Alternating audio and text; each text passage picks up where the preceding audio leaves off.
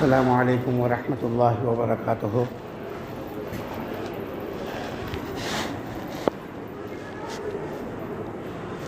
بسم اللہ الرحمن الرحیم۔ الحمد للہ رب العالمین، والصلاة والسلام علی سید الانبیاء والمرسلین، لا الہ الا اللہ الحلیم الکریم، سبحان اللہ رب العرش العظیم، الحمد للہ رب العالمین۔ قال اللہ تبارک و تعالی فی کلامہ المجید والفرقان الحمید، فاعوذ باللہ من الشیطان الرجیم، بسم اللہ الرحمن الرحیم۔ اوفوا بعہدی اوف بعہدکم، وقال تعالی ان تنصروا اللہ ینصرکم ویثبت اقدامکم۔ قال النبی صلی اللہ علیہ وسلم احفظ اللہ یحفظک، او کما قال علیہ الصلاۃ والسلام۔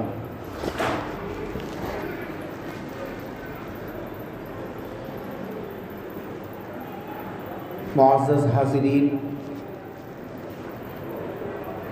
اللہ کا لاکھ لاکھ شکر ہے، تقریباً 8-9 مہینوں کے ایک طویل عرصے کے بعد، بلکہ 10 مہینے سے زیادہ کا وقفہ لاک ڈاؤن کا، جس میں ہماری دینی سرگرمیاں، اصلاحی مجلسیں، آپس کے دینی مذاکرے سب ایک دم ختم ہو گئے تھے۔ اللہ کا شکر ہے کہ اللہ تعالیٰ نے پھر سے وبائی امراض کے اس کے متعدی ہونے سے اللہ تعالیٰ حفاظت کے فیصلے کر رہا ہے، اور اللہ سے دعا ہے کہ اللہ تعالیٰ پوری طریقے سے اس وبا سے، بلا سے پوری امت اور پوری انسانیت کو اللہ تبارک و تعالیٰ محفوظ رکھے اور اپنی امان میں رکھے۔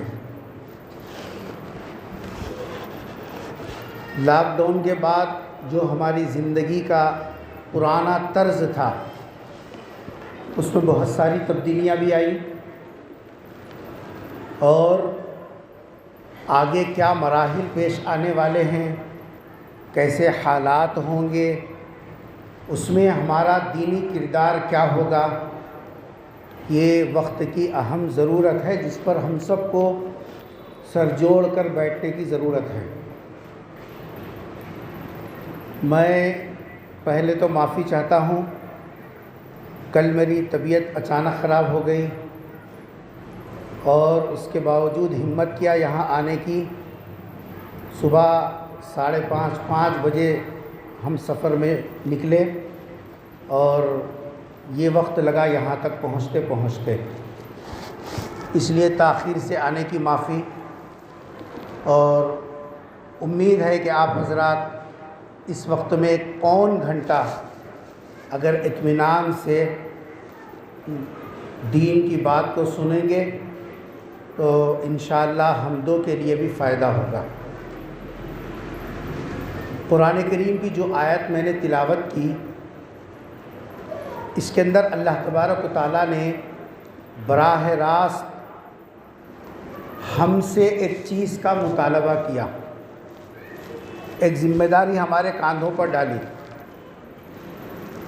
اور یہ بتایا کہ دیکھو تم اس وقت جو حالات چل رہے ہیں یا آئندہ جو حالات آئیں گے، اس میں ہم یہ محسوس کر رہے ہیں کہ بھئی ہماری جان بھی محفوظ نہیں ہے، ہمارے کاروبار بھی محفوظ نہیں ہے، ہمارے ذرائع آمدنی بھی حساب جو ہے وہ بند ہونے کے قریب میں ہے، اور پھر نفرت کے حالات کی وجہ سے ہماری آبرو اور عزت یہ سب داؤ پہ لگا ہوا۔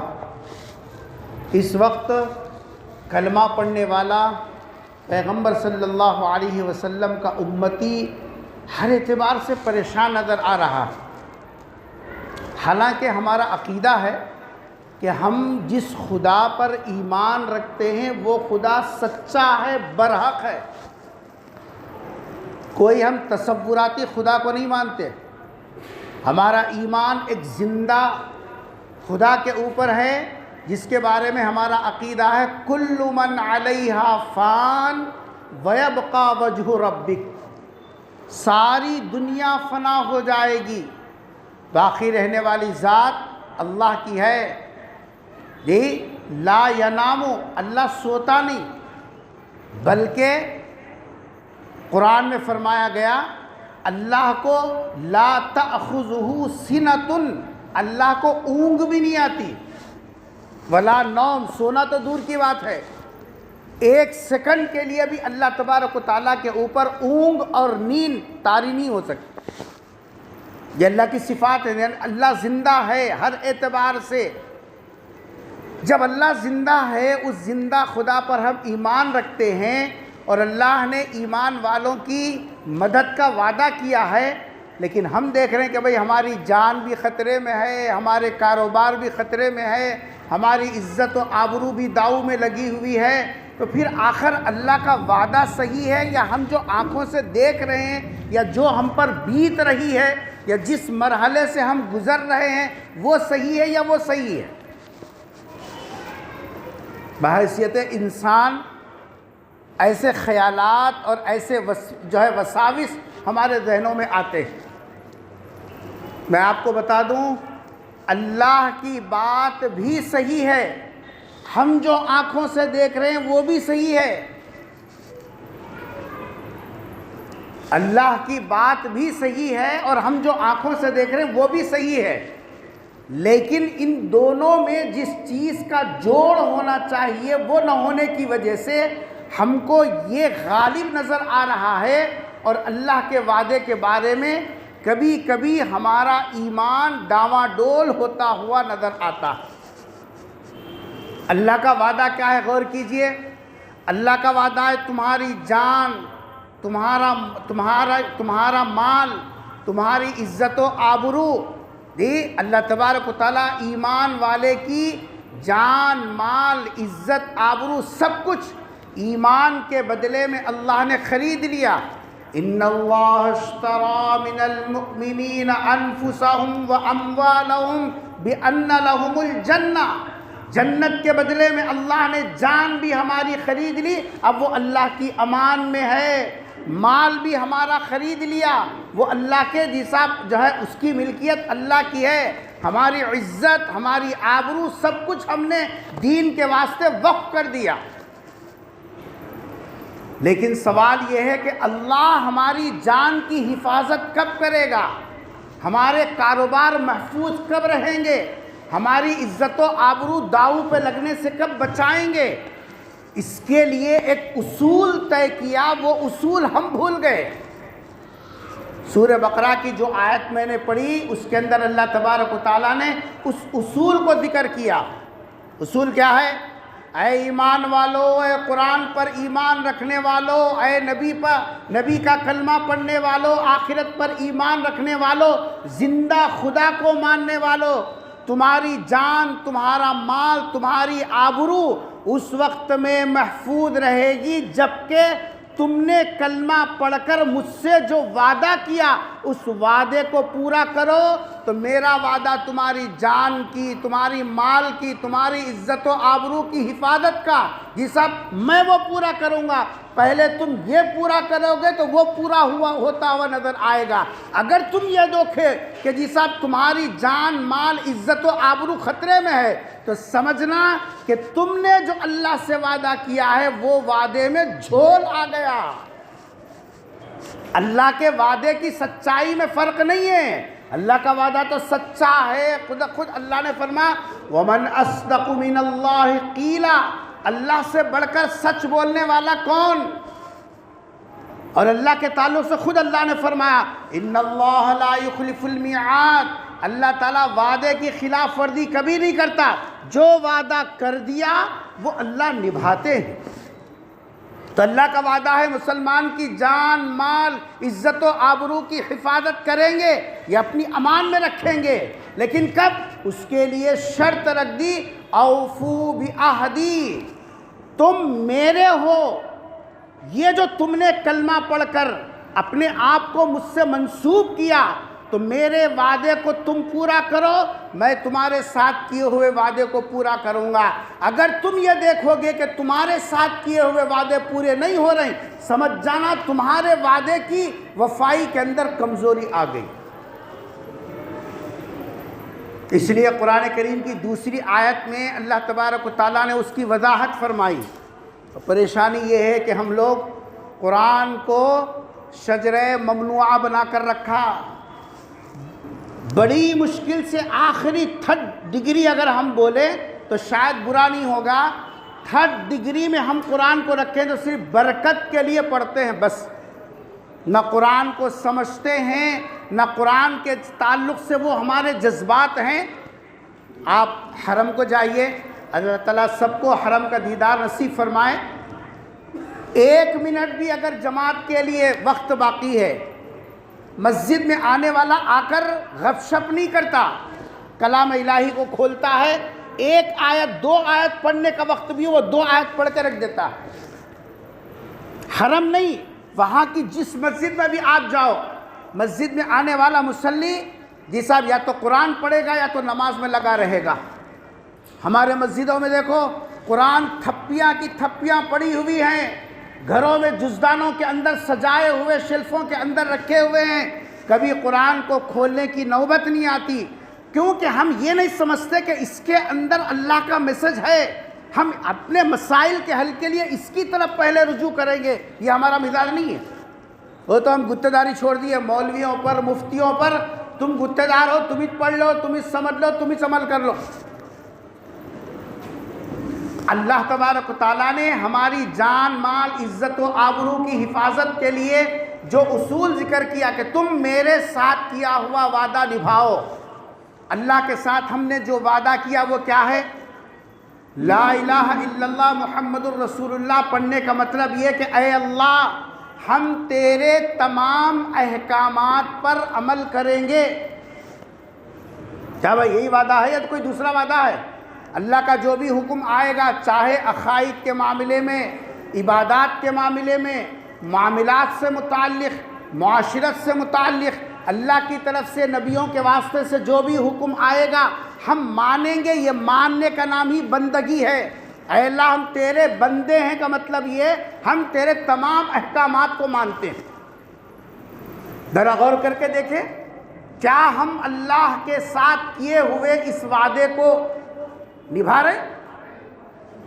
ہمارے والد صاحب مرحوم کی زبان میں ڈنڈی مار رہے ہیں، جیسے ترازو تولنے والا جی صاحب ایک آدھ جام زیادہ نہیں جانا تو وہ ترازو پکڑ کے ہاتھ سے یوں یوں جو دباتا ہے، اسی طریقے سے ہم بھی ڈنڈی مار رہے ہیں۔ ظاہر بات ہے کہ بیچنے والا خریدنے والا دیکھنے میں آگے پیچھے ہو سکتا ہے، لیکن اللہ کی ذات ان اللہ علیم بذات الصدور، اللہ تعالیٰ تو دلوں کی حالتوں سے واقف ہے۔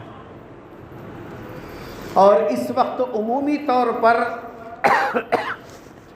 3 اللہ کے احکامات کی طرف سے ہماری بے توجہی ہے۔ اس سے میری ماؤں سے گزارش ہے، اور یہاں بھی الحمدللہ بودھن کے علاقے کے کریم طبقے کے افراد یہاں بیٹھے ہوئے ہیں، علماء بھی ہیں، مفتیان کرام بھی ہیں، ذمہ دار حضرات بھی ہیں۔ میں آپ کی خدمت میں بھی یہ معروضہ رکھنا چاہتا ہوں کہ آپ حضرات بھی بڑی توجہ سے سنیں۔ 3 احکامات اللہ کے ایسے ہیں جس کی طرف سے ہماری نظر بند ہو رہی ہے۔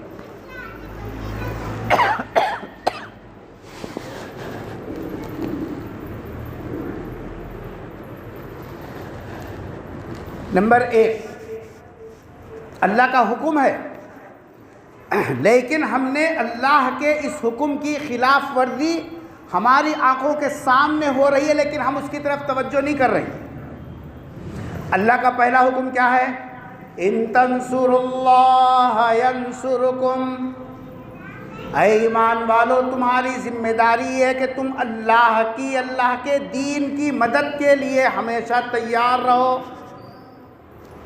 تم اللہ کے دین کی مدد کرو۔ یہ اللہ کا حکم ہے۔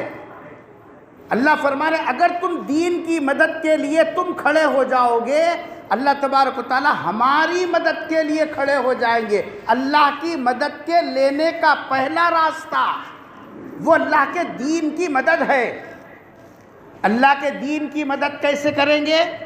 نمبر 1، سب سے پہلے بنیادی چیز ہے عقائد کا درست ہونا۔ کیا بولتے ہیں ہم لوگ؟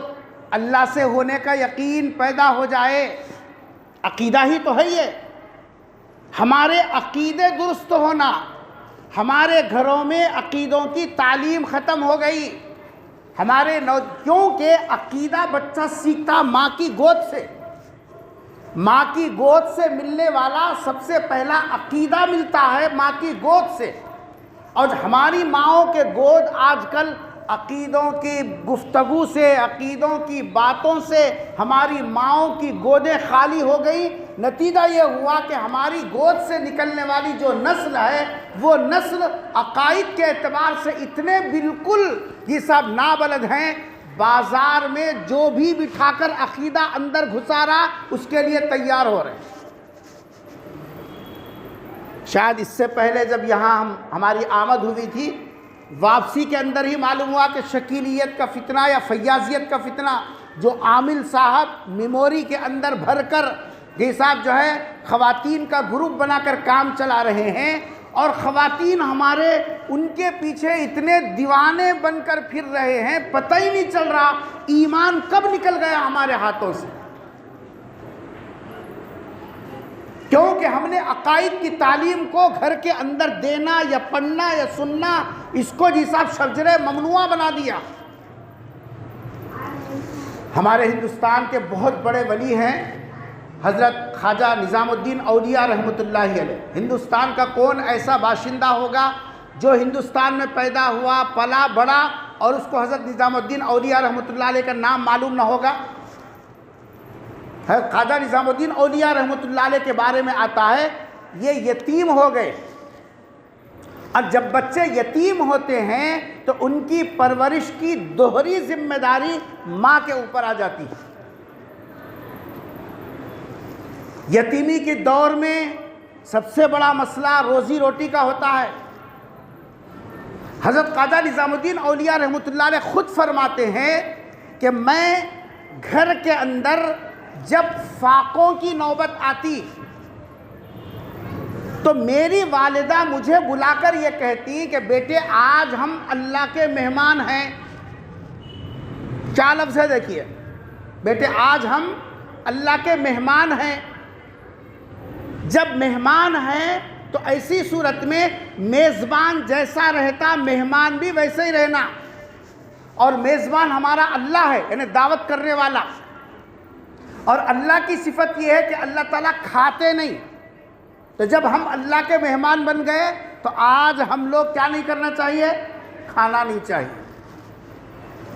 بچپنے میں جبکہ ابھی کم سنی کا عالم ہے، ماں کی گود سے یہ عقیدہ مل رہا ہے کہ بیٹا ہم بھوکے ہیں، بابا مر گئے، یتیمی کے حالت میں آ گئے، کون پرسان حال نہیں ہے، کون دیکھیں گا، کیا کریں گا، یہ الفاظ نہیں ہے ماں کی زبان پر۔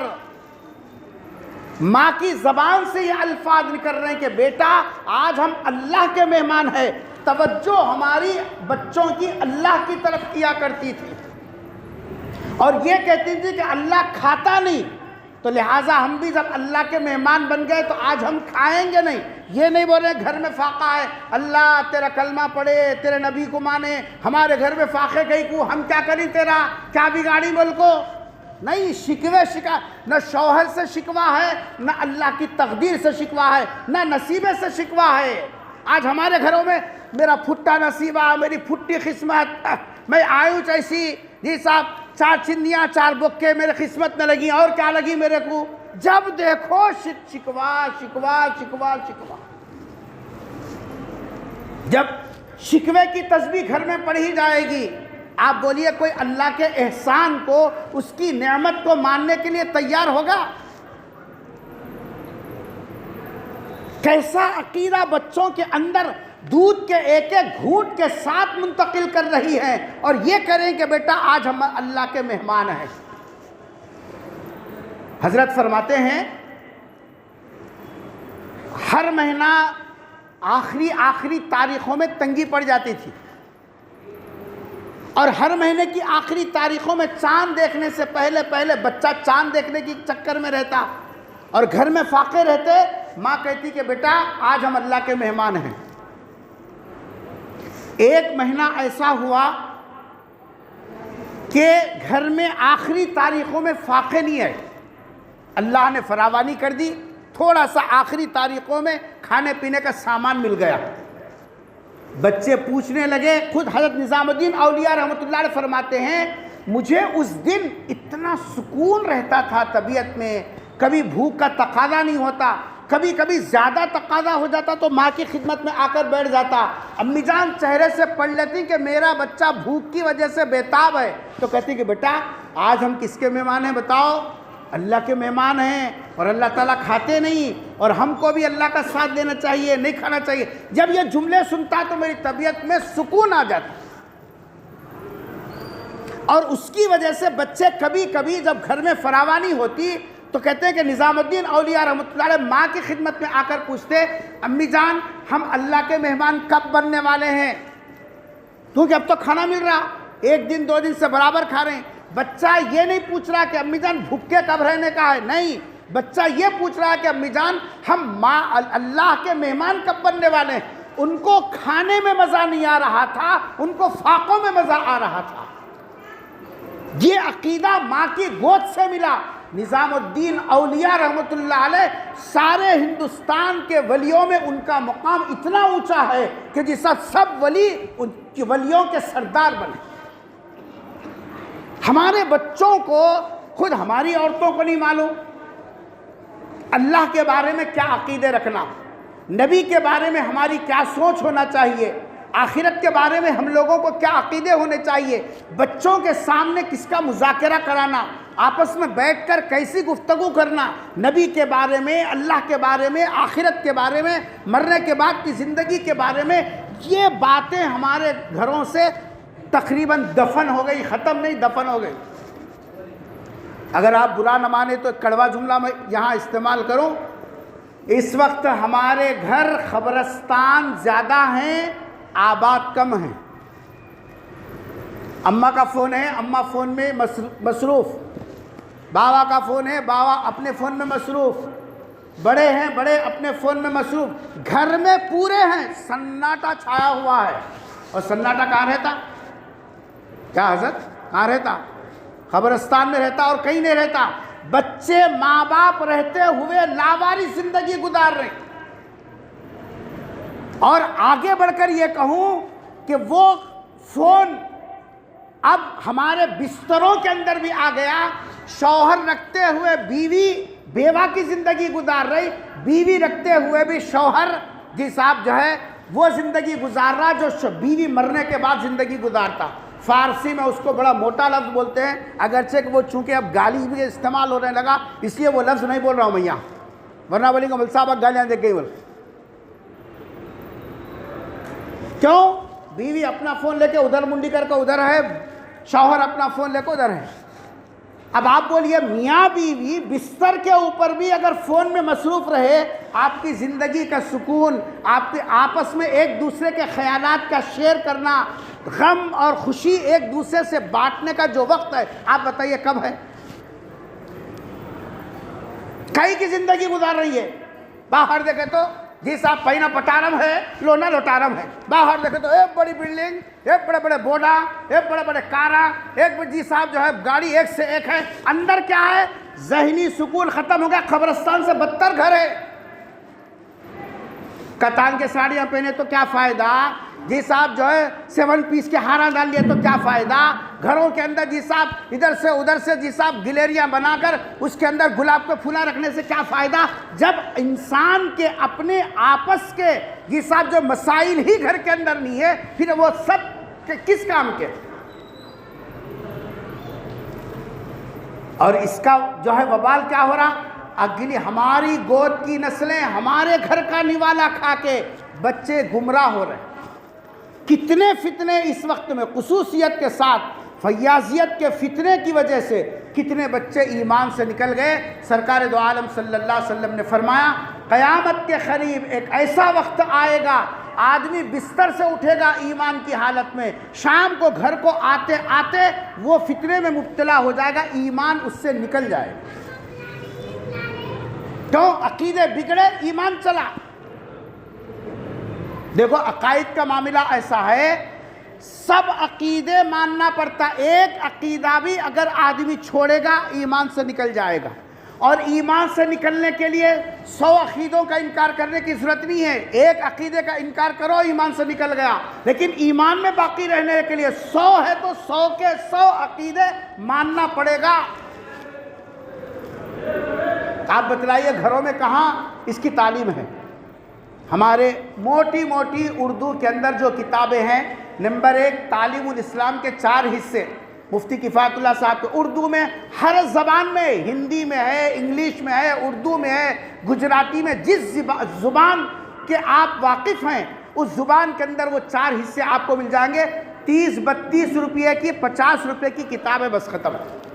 اگر گھر کے اندر روزانہ صبح نہیں شام سوتے وقت میں گھر کی کم سے کم بچیوں کو بٹھا کر، اگر ماں کو پڑھنے نہیں آتا، بچیاں تو الحمدللہ MSc پڑھی ہوئی ہے، BSc کیے ہوئے ہیں، B.Ed کرے ہوئے ہیں، D.Ed کرے ہوئے ہیں، ڈبل M.Phil کیے ہوئے ہیں، کتنی بڑی بڑی ڈگریاں، کیا اس بچی سے ایک 5 منٹ 10 منٹ ایک 2 جی صاحب عقیدے سن نہیں سکتے؟ خالی مذاکرہ، آپس میں بیٹھ کے مذاکرہ اگر کر لیں گے، عقیدے کتنے مضبوط ہوں گے آپ بتائیے۔ دین کے لیے مر مٹنا، دین کے لیے کھپنا، دین سیکھنا بھی ہے، دین پھیلانا بھی ہے، دونوں ذمہ داریاں ہیں۔ دین سیکھنے کی بھی ذمہ داری ہے۔ ہمارے پرانے زمانے میں عورتوں کا مزاج یہ تھا کہ وہ گھر کا کام کرتے کرتے روزانہ 3 پاروں کی تلاوت کر لیتے، حافظ قرآن بن جاتے۔ کتنے واقعات اب سننے کو آئے، لاک ڈاؤن ہونے کی وجہ سے کوئی کام نہیں تھا، بچے کو سب چھوڑ چھاڑ کر حفظ میں لگا دیا۔ 8 مہینے میں کوئی حفظ کر رہا، 3 مہینے میں کوئی حفظ کر رہا، 6 مہینے میں کوئی 15 پارے کر لیا، 16 پارے کر لیا۔ ابھی ہمارے کرناٹک کے ایک صاحب سے فون پہ بات ہوئی، بول صاحب اسکول بند ہو گئے تو کیا کرے بچوں کو، پوچھا بھائی، کہا کہ 16 پارے بڑی بچی حفظ کر لی، 12 پارے دوسری بچی حفظ کر لی، چھوٹا بچہ نازلہ قرآن ختم کے قریب میں ہے، بول صاحب کیا کروں، کم سے کم اس لائن میں تو میں لگا دیا۔ یہ ہمارے گھروں کی شان تھی ہے، آج ہمارے گھروں کی یہ شان ختم ہو رہی ہے۔ اللہ کے واسطے اپنے گھروں کی خبر لو، اپنے گود کی بچوں کے مستقبل اور ان کے ایمان کی فکر کرو۔ گھروں کے اندر فضائل کی تعلیم کے ساتھ ساتھ عقیدوں کی تعلیم بھی ہونا لازمی ہے، کیونکہ جو عقیدہ ماں کی گود سے ملے گا وہ خبر کے جیسا گھڑے تک جائے گا، درمیان میں جو عقیدے آئیں گے آدمی اس سے متاثر نہیں ہوگا۔ کرے گا انشاءاللہ ایک کام، گھر کے اندر موٹی کتاب تعلیم الاسلام کی اردو تو بالکل پرانی اردو ہے، اس کے اندر تو کوئی دقیق الفاظ بہت کم ہے۔ اگر وہ الفاظ بھی آپ کے دقیق محسوس ہو رہے تو آپ علماء سے رجوع کیجئے، آسان زبان میں جو آج کل عقائد کے جیساب جو ہے کتابیں آگے، چھوٹے چھوٹے کتاب سے 12 صفحے کے، 15 صفحے کے، 16 صفحے کے، وہ جو عقیدے ہیں وہ عقیدے کم سے کم گھر کے اندر مذاکرہ ہونا۔ ایک کام جس کی طرف توجہ کرنے کی بہت سخت ضرورت ہے، چونکہ یہ کام عورتیں ہی کر سکتی ہیں، کیونکہ مرد تو روزی روٹی کے لیے چلا جاتا ہے، لیکن میں کہتا ہوں مردوں کی بھی ذمہ داری ہے۔ آپ یہ مت سمجھو کما کلا کو پیسے دے رہا ہو نا، نہیں، بچوں کی تربیت میں باپ کی سرپرستی کا بہت بڑا دخل ہوتا۔ بابا ہیں بولے تو بچے کیسا رہتے ہیں، بابا چلے گئے بولے تو بچے کیسا رہتے ہیں، آپ کو معلوم ہے۔ بابا کب جا رہے ہیں دیکھتے رہتے بچے، کہیں گئے نہیں گئے، گاڑی نکالے نہیں نکالی مگر گیٹ کلچ کھڑے کو ہے، کبھی بھی پلٹ کو آ سکتے، بچے ابھی ڈر کیسے تھے، جب بابا کی کک پڑی اور بیٹھے نکل گئے، شیر بن کے اماں کو تو سنتے رہے، پورے اماں کے سر کے اوپر ہی ناچتے رہے۔ معلوم یہ ہوا کہ بابا کا وجود، ان کی سرپرستی بہت بڑا جیسا پریشر ہوتا بچوں کے لیے۔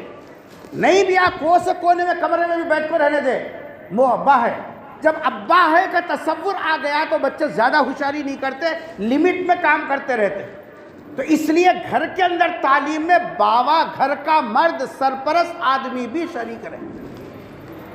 سب کام عورتوں کے حوالے کر دیے، پکوان بھی ان کے ذمے، دھونا بھی ان کے ذمے، بچوں کو سنبھالنا ان کے ذمے، پھر ان کو آخرت کے لیے تیار کرنا وہ بھی ان کی ذمہ داری میں ڈال دیں گے، تو بیچاری ایک اکیلی کتنے کام کرے گی. اس لیے گھر کے مردوں کی ذمہ داری ہے ان کا ساتھ دینا، جو چیز سمجھ میں نہیں آئی آپ سمجھانا، آپ کو سمجھ میں نہیں آتا اپنے علماء سے رجوع کر کے جی صاحب آ کے گھر والوں کو بتانا. یہ ہماری ذمہ داری ہے. ہم مر جائیں گے لیکن ہماری اولاد صدقہ جاریہ بنے گی. ایک بات، چونکہ شاید آپ حضرات بہت دیر سے بیٹھی ہوئی ہیں اور وقت کا بھی تقاضا ہے کہ میں مختصر گفتگو کروں، اس لیے دوسری بات کی طرف میں آتا ہوں. دوسری بات، ہمارے مسلم سماج اور مسلمان گھرانوں کے اندر سے جس کی طرف اس وقت بہت توجہ دینے کی ضرورت ہے وہ ہے رشتہ داریوں کو نبھانا. دیکھو یہ اتنا بڑا مسئلہ ہے. ایک وقت کو اگر ہم نماز میں کمی کوتاہی کریں وہ حق اللہ ہے، روزہ رکھنے میں اس کی قضا کرنے میں کمی کوتاہی کرے وہ حق اللہ ہے. جی حج کو فرض ہونے کے بعد نہیں گئے وہ حق اللہ ہے. حق اللہ کے اندر لچک ہے، گنجائش ہے، آپشن ہے. اس کے اندر کیا آپشن ہے؟ اللہ معاف کر سکتا. حق ہے وہ اللہ کا، اللہ معاف کر سکتا، یہ آپشن ہے. لیکن حقوق العباد میں کوئی آپشن نہیں ہے. رشتہ داریوں کا تعلق آپس میں جی صاحب جو ہے وہ حقوق العباد سے تعلق رکھتا ہے، حق ادا کرنا ہی کرنا. آج ہمارے گھروں میں اللہ معاف کرے، اللہ ہر گھر والے کو ان کے معیار کے حساب سے کھاتا پیتا رکھا. دوسروں سے مقابلہ کر کے نہیں، تقابل نہیں، اپنے حساب سے جو آدمی جس پوزیشن کا اللہ کو معلوم ہے، کس کا برتن کتنا ہے کتنا ڈالنا اللہ کو معلوم ہے، اس کے حساب سے ہر ایک کو جی صاحب ان کے حساب سے کھاتا پیتا رکھا. لیکن گھروں میں رشتہ داروں کے حقوق کے بارے میں اتنی حق تلفیاں ہیں، اللہ معاف کرے. سالے بھونیا دونوں لڑنے کو ہے، دو ساڑواں انہوں لڑنے کو ہے. جی میں کا سسرال اس میں لڑائی ہے، گھر کے اندر چار بھائیاں وہ لڑنے کو ہے، باوا اولاد یہ لوگ لڑنے کے ہیں، میاں بیوی وہ لوگ الگ لڑنے کے ہیں. آخر گھر ہے دوزخ ہے.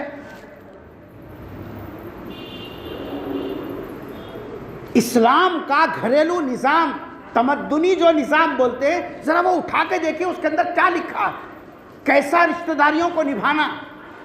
یاد رکھو رشتہ داری میں دراڑ آتی ہے دو چیزوں سے اور محبتیں آتی ہیں ایک چیز سے. سن رہے ہیں آپ لوگ؟ رشتہ داریوں میں دراڑ آتی ہے کتنی چیزوں سے؟ دو چیزوں سے. پہلی چیز ہے حسد. کیا چیز ہے؟ حسد. دیکھ جلو پنا بولتی ہیں عورتوں کی زبان میں. ہاں بہت پیسہ آیا بہت کرتے ہو نو کر لیں دے ان کو ان کچھ ہمارے کیا ہونے کا ہے. یہ جو کر لیں دے بہت پیسہ آیا یہ جو الفاظ ہے نا یہ اندر کے حسد کو بتا رہے ہیں. اندر کے حسد. ہمیں کیا ان کنے جانے کا، پیسہ آ گیا بس ختم. اگر خاندان میں کسی کو بڑھتا ہوا دیکھو تو دعا کرو کہ اللہ اور دے. یہ حسد کا علاج ہے. ہم کو نہیں دیا تو ہم شکر کریں. اللہ میاں آخرت کے حساب سے ہمارے کو بچا رہا، وہ کتنے حساب ہم دینے کا ہے کہ کیا نہیں کی. حضور اکرم صلی اللہ علیہ وسلم نے ایک موقع پر ارشاد فرمایا کہ مجھے جنت دکھلائی گئی جنت میں جانے والوں کو. اس موقع پر مجلس میں سرکار نے فرمایا سب سے اخیر میں جنت میں جانے والے صحابی حضرت عبد الرحمن بن عوف ہوں گے. تو حضرت عبد الرحمن مجلس میں تھے، وہ رونے لگے. انہوں نے کہا اللہ کے رسول میری کیا غلطی ہو گئی، کیوں میں سب سے اخیر میں جنت میں جاؤں گا اور وہ بھی پیروں کے بل نہیں گھسیٹتے ہوئے جاؤں گا. حضور اکرم صلی اللہ علیہ وسلم فرمایا تمہارا جنت میں تاخیر سے جانا وہ کسی گناہ کی وجہ سے نہیں، تم مال کا حساب دیتے دیتے دیتے اتنی تاخیر ہو جائے گی کہ سب جنتی جنت میں چلے جائیں گے، تم حساب دینے کے بعد یہ سب اخیر میں جنت میں جائیں گے. اگر کسی کے پاس مال بڑھ رہا ہے، دنیا آ رہی ہے، ترقی ہو رہی ہے تو ان کا حساب بڑھ رہا. ہونا کیا چاہیے تھا؟ اللہ آخرت کی پکڑ سے بچا لے، اللہ استقامت دے دے، خوب برکت دے اور نوازے دے۔ ان کا نام ہوا تو ہمارا بھی نام ہوتا، ہمارے خاندان کا ایک فرد بڑھ رہا ہے۔ لیکن ہمارے گھروں کا کیا مزاج ہے؟ سوچ کیسی ہو گئی؟ سوچ یہ ہو گئی، ذرا کوئی خاندان کا رشتہ دار کچھ ذرا اچھا کھانا پینا، اچھا پہننا، اچھا رہنا شروع کر دیا، خود کھچے کھچے چلے جا رہے اور خود آپس میں ایک دوسرے سے باتیں نہیں کر لے رہے۔ ایک کے پاس آنا جانا بند ہو گیا، یہ ساڑو وہ ساڑو کرنے نہیں جا رہی، یہ ساڑو وہ ساڑو کو نہیں بلا رہی جی، اور یہ جی صاحب سالہ وہ بھونے کو نہیں بلا رہا، وہ بھونے، گھر میں 3 بھونیاں ہیں، سالہ کام کرا دونوں کو بلا رہا، ایک کو فون نہیں کر رہا، بھان کو بلا تیری مرضی بلا لیتی تو بلا لے لیتے، میرے کو نہیں بولنا۔ ارے رشتہ داری نبھانے کے واسطے ہے، رشتے کہے کے واسطے ہے۔ اللہ تعالیٰ کیا فرما رہے ہیں؟ وَالَّذِينَ يَصِلُونَ مَا أَمَرَهُمْ، جس چیز کو جوڑنے کا میں نے حکم دیا اگر تم اس کو توڑے گئے تو اللہ تبارک و تعالیٰ یہ سب رشتہ داریوں کو پل صراط کے اوپر کھڑا کریں گے، جبکہ پیغمبر زبان سے کہہ رہے ہوں گے سلم یا ربی، سلم یا ربی، اے اللہ میری امت کی حفاظت کر۔ نبی نے فرمایا پل صراط کے اوپر یہ رشتہ داری کڑا بن کے ہمارا پیر پکڑ لے گی، آگے جانے نہیں دے گی۔ اماں آپ سے گزارش ہے، رشتہ داروں کو ایک تو ہے حسد کی وجہ سے اور دوسرا ہے قرض کی وجہ سے۔ میرے والد صاحب فرما کرتے تھے، حدیث کی تشریح کرتے ہوئے، عربی میں ایک مقولہ مشہور ہے، بعض لوگوں نے اس کو حدیث بھی لکھا، لیکن عربی مقولہ بہت زیادہ جو ہے کہا گیا، القرض مقراض المحبہ، قرض جو ہے وہ دوستی کی، تعلقات کی، رشتہ داری کی خینچی ہے۔ جہاں قرض کا مسئلہ آ گیا وہاں جی صاحب جو ہے آپس میں ناچاکیاں پیدا ہو جاتی۔ تو میرے والد صاحب فرما کرتے تھے رشتہ داریوں میں تعاون کرو، مدد کرو، قرضہ نہ کو دو، تعاون کرو۔ تم سے انہوں پوچھے 1 لاکھ روپے، آپ بولو بھائی 50,000 روپے قرضہ نہ کو، میری بچی سمجھ کے میں دے دیتا ہوں، اس کا بوجھ ہلکا کرو۔ لیکن قرض بول کے دیے، اب دینے کے بعد پیسے کی چیز ہے، ادھر ہوتا کہ نہیں کہ مہینے 2 مہینے کیا ہوا تمہارا بھائی پیسہ لایا، جو رکو ٹارچر کرے، اب دیکھ تم لگا ہوٹل میں بیٹھ کو باتیں کر لی، تم لگا قرضے دے لی، بیچ میں بیچاری کو سلوتے کی چھالیاں بنا کر رکھی، ختم۔ مرد بھی آیا جی صاحب بیوی کو دبا رہا، ادھر سے بھائی بھی بول رہا تو کیسے تو بھی سنبھال لے بھائی جان کو، غصہ ہوتے ہیں انہوں، ادھر سے ادھر سے، آخری نے جنگی کا ہے بیچاری، دونوں کے بیچ میں پریشان ہونے، گھر کا سکون پورا غارت، تمہیں دے لی، تمہیں منگلو، ہمت رہے تو بیچ میں بیوی کئی پریشان کر رہی۔ قرض دینا نہیں، پریشان ہونا نہیں۔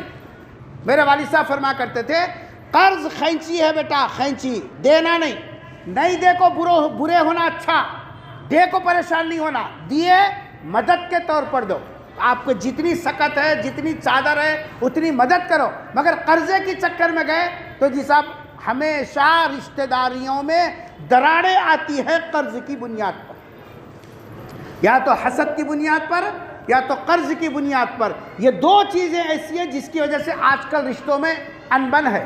کہیں کو نہیں جا رہے وہاں، پیسے لے کو اڑا ماری ہیں، آج تک حساب ہے نہ کتاب ہے، خالی لے جانے کا ہے، دیے چھڑی، کیا صورت لے کو جانا، کیا صورت لے کو بلانا، ان کو کیا بول کو بلانا، ختم ہو گئی بات۔ اس لیے دوسری چیز جو رشتہ داریوں کے آپس میں نبھانے کا مسئلہ ہے جی صاحب، 2 چیزوں سے احتیاط کرنا تاکہ ہمارے رشتے محفوظ رہیں، اور ایک چیز جس کی وجہ سے ہماری رشتہ داری ہمیشہ باقی رہتی، رشتے ٹوٹ بھی گئے تو جڑ جاتے، وہ ہے ایثار۔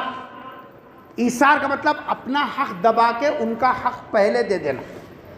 ترکے کے مسئلے میں آ گیا جی، ہر کوئی یہ بڑا پہلے میرا حصہ بتاؤ، باٹے داری آ گئی، پہلا میرا حصہ بتاؤ، ہمارے کو پوچھ کو نہیں دیکھے، شادی میں بلائی مگر کیا سوپ کو، سسرال والوں کو وہ کمرہ دی، ایسی رہ سو جی صاحب، ان کو تمہارے سالوں کو وہ جی صاحب فون ہے سو دی، اور تم لوگوں کو 28 باتھ روم ہے سو دی، ہمارے کو دہلان میں ڈالی، شروع لڑی۔ اب کھانا نہیں کھا کو منہ مٹلے کو منہ بتانے کے واسطے آئیں آ کو، اس کے بعد پیچھے کے پیچھے آٹومیٹک کو چلے گی. کیا ہوا کہ بھی آپ کھانا کھانے نہیں آئی ہے؟ آئی نا، بہت اچھا کریے ہمارا اعزاز. تمہارے لوگوں کو دیکھ لی، ہمارے کون کچھ کو دیکھتا. حق مانگنے کی چکر میں آ گئے تو کبھی بھی محبتیں بڑھتی نہیں. دل بڑا کرو. ہو بھائی نئے نئے رشتے جڑے ہوئے ہیں، ان لوگوں کو رکھے ہوں گے، ان لوگوں بیچارے نہیں رہتے. ہم تو پرانے لوگ ہیں، چلو اپنے لوگ گھر کچھ آئے نا سنبھال لے چلیں گے. جس کو بولتا ہے ایثار. کچھ کو نہیں دیکھی، گنا کو نہیں دیکھی، گن کو نہیں دیکھی. جب اس طریقے کی باتیں کریں گے تو رشتہ داریاں کبھی بھی پنپتے نہیں، ہر جگہ لڑائی جھگڑے شروع ہو جاتے. اس لیے دوسری چیز جس کی طرف توجہ کرنے کی ضرورت ہے، اپنے رشتوں کو نبھانے اور اپنے رشتوں کو محفوظ رکھنے کی ہمیشہ فکر کریں، اس میں ایثار سے کام لے.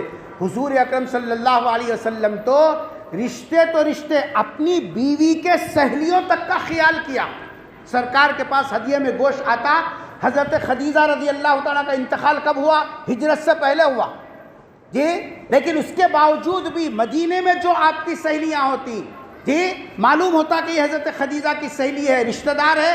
گھر میں اگر کہیں سے ہدیہ آ جاتا، پہلے نکال کہتے یہ حضرت خدیجہ کی سہیلی کو وہاں تک پہنچا. ہماری تعلیم تو یہ بتا رہی ہے، اللہ کے احکامات کے اندر، دین کے اندر، شریعت کے اندر ایثار کا حکم دے گا. وَيُؤْثِرُونَ عَلَىٰ أَنفُسِهِمْ وَلَوْ كَانَ بِهِمْ خَصَاصَةٌ. اپنی ضرورت بھی رہے، ضرورت کو دبا کر سامنے والے کے حق کو دیتے ہیں. رشتہ داریاں ایثار سے وجود میں آتی ہے. یہ صاحب حق مانگنے سے نہیں آتی، بلکہ اس سے تو جی صاحب دراڑیں آ جاتی. اس لیے اس کا خیال کرے. اس وقت میں رشتہ داریوں کی اتنی لڑائیاں جی، کہاں کوسی کچہری میں جاؤ، کوسے پولیس اسٹیشن میں جاؤ، کوسے محلے میں جاؤ، ہر جگہ یہ پنچایتاں بیٹھے ہوئے ہیں. کیا ہے؟ انہوں ان کو پوچھ کو نہیں دیکھ رہے، انہیں ان کو پوچھ کو نہیں دیکھ رہے. تو پہلی بات کیا تھی بھائی جس کی طرف توجہ کرنے کی ضرورت ہے؟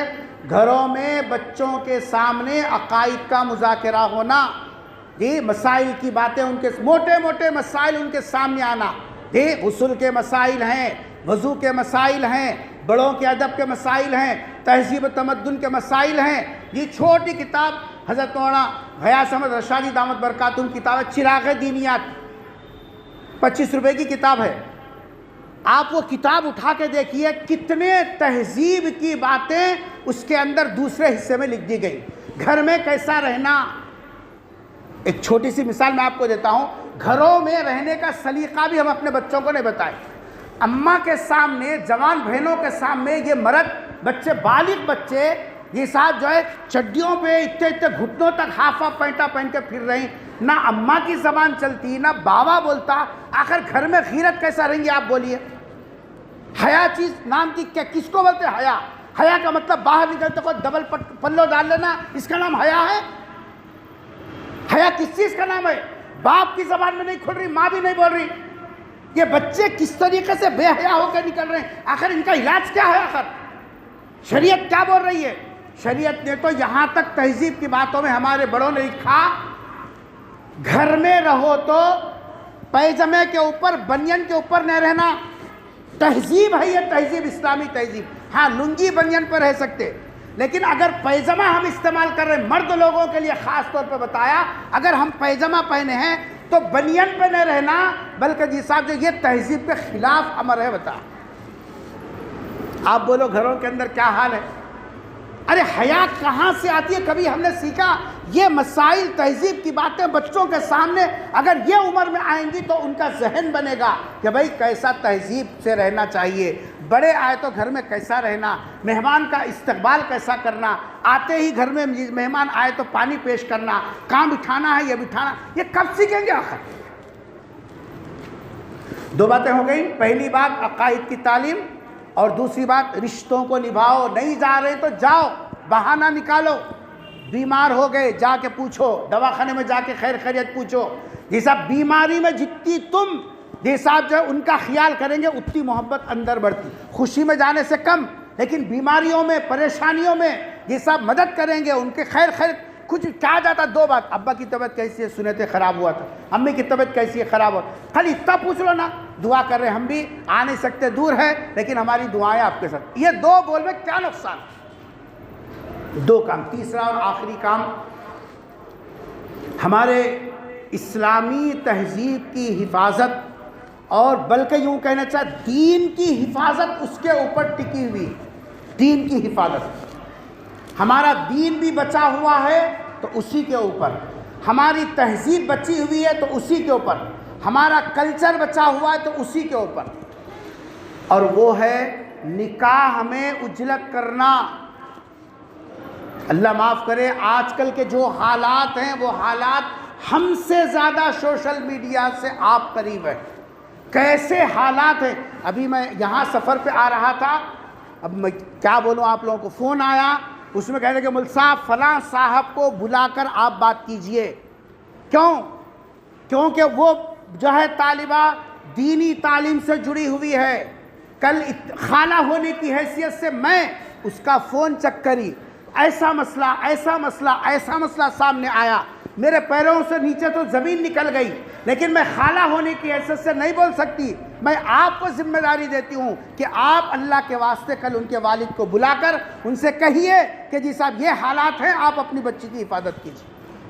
100 سال کی بات بولا، ابھی کی بات بولا، ابھی سفر میں بات، میں نے فون ریکارڈ کر کے رکھا تاکہ ان کے والد کو سناؤں. میں ہم سمجھ رہے ہیں کہ جی صاحب میں تہجد پڑھ لے رہا ہوں نا، میرے پیشانی پر بوپڑا آ گیا نا، میں بڑا امامہ بن رہا ہوں نا، میں جی صاحب جو ہے پہلی صف میں نماز پڑھ لے رہا ہوں نا، جی صاحب گھر میں عورتیں سمجھ رہی میں تہجد پڑھ لے رہی ہوں، میں ڈبل پلو ڈال لے رہی ہوں، میں یہ کر رہی ہوں وہ کر رہی ہوں، میرے ہر مہینے میں قرآن کا ایک پارہ ہو رہا، جی صاحب ایک دور ہو رہا. خوش ہیں. اولاد کو وقت پر اگر شادی نہیں کرے اس کا جو وبال ہے، دین بھی گیا، عزت بھی گئی، آبرو بھی گئی، سب چلا گیا. سرکار دو عالم صلی اللہ علیہ وسلم نے فرمایا اذا ترضون دینکم و خلقکم، جب کسی رشتے سے تم دین کے اعتبار سے، اخلاق کے اعتبار سے جیسا مطمئن ہو جاؤ. اذا خطب الیکم ممن ترضون دینہ و خلقہ، دین اس کے نماز کا دین کا مطلب کیا ہے؟ دین کا مطلب تو بڑا جھپا نہیں، اس کا نام دین نہیں ہے. دین کا مطلب ہے حلال حرام کی تمیز آنا، اچھے اور برے کی تمیز آنا، بڑے چھوٹوں کی تمیز رہنا، اللہ رسول ان کی عظمت دل کے، یہ ہے دینداری.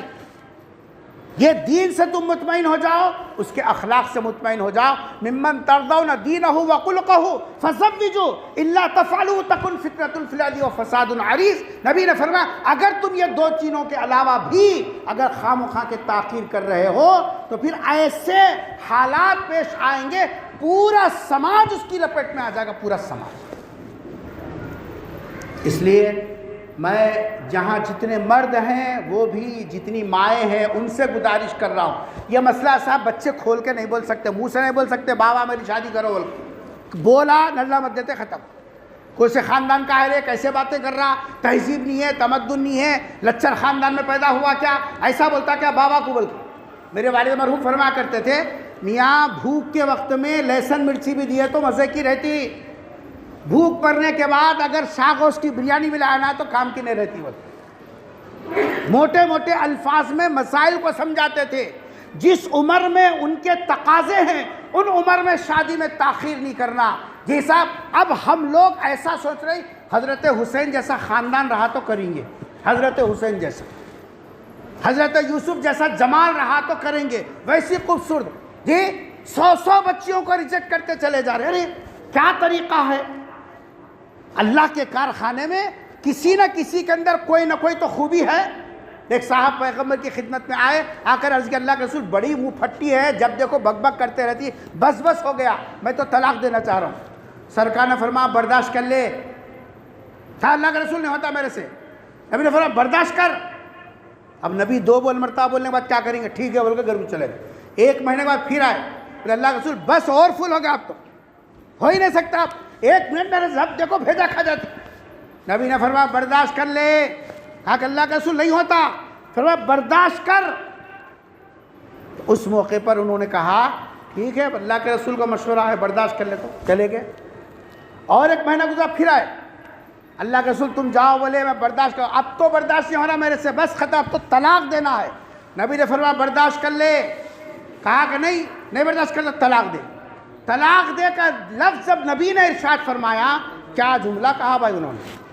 انہوں نے کہا اللہ کے رسول طلاق دوں؟ کیسا دینا طلاق؟ اس کے اندر 1000 خرابیاں مگر ایک خوبی ہے. بیگم کی شکایت کرنے 3 مہینے سے پھر رہی.